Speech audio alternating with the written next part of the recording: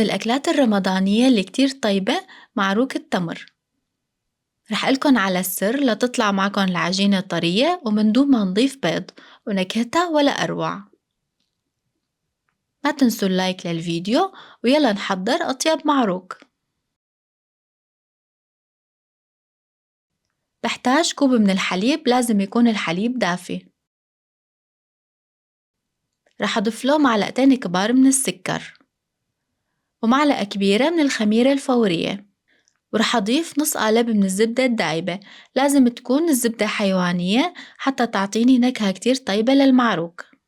بحركهم مع بعض حتى يدوب السكر وبرجع بغطيهن وبتركن 10 دقايق حتى تتفاعل الخميرة. بعد 10 دقايق ضيف معلقتين كبار من اللبن الرايب أو الزبادي. اللبن هون طبعا هو بديل البيض. ورح أنخل فوقن 3 أكواب من الطحين الأبيض متعدد الاستعمالات.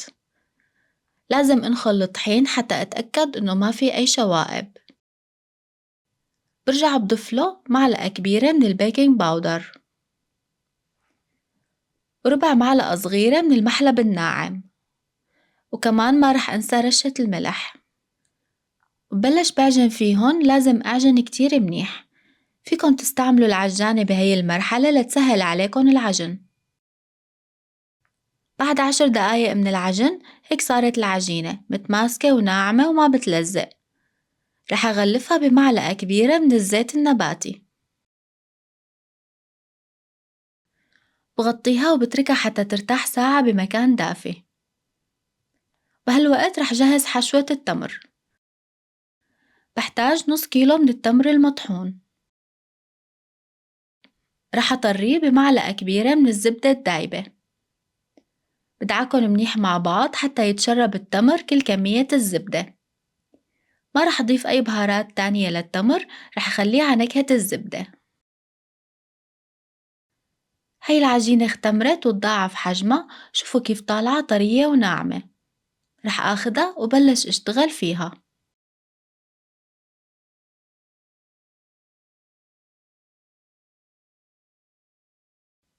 بقطعها على شكل كرات بهالحجم.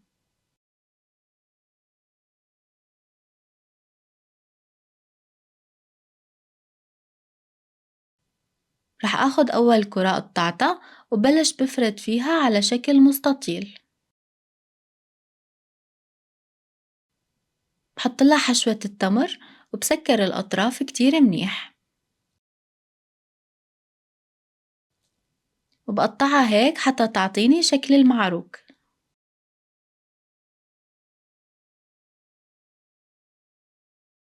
حاولوا العجينة بس تعجنوها، ما تشددوها أبدا حتى تطلع طرية بعد ما تختمر وما تكون ناشفة.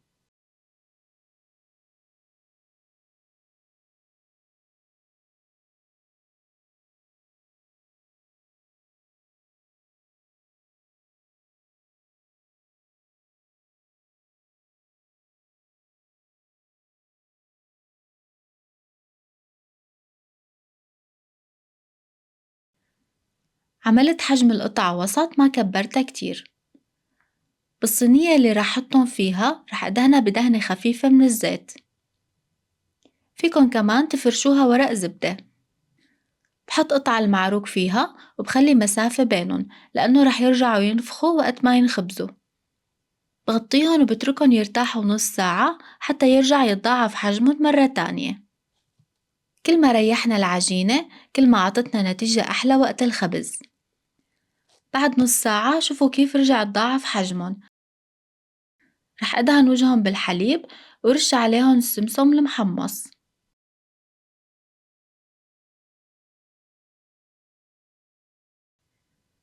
رح دخلهم على فرن شغال من فوق وتحت على أعلى حرارة حتى ياخدوا لون ذهبي. بعد ما يطلعوا هن سخنين مباشرة رح أغطيهن حتى يضلوا طرايا.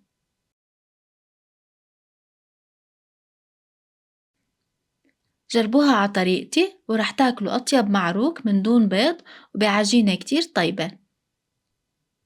ما تنسوا اللايك للفيديو والاشتراك بالقناة، وبشوفكم بفيديو جديد.